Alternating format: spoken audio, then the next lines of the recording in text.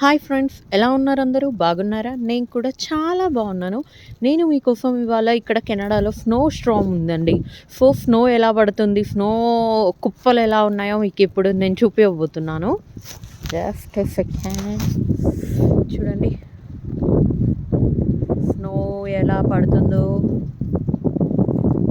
ఇవి మేము షవలింగ్ చేసినాక స్నో ఎత్తి పెట్టిందంతా ఈ కుప్ప అయిందన్నట్టు. సో చూడండి ఎంత స్నో పడుతుందో.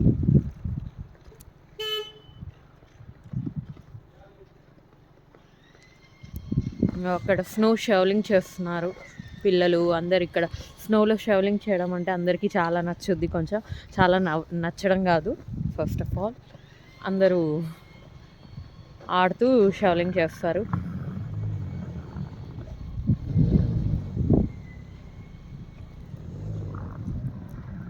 చూడండి స్నో కార్స్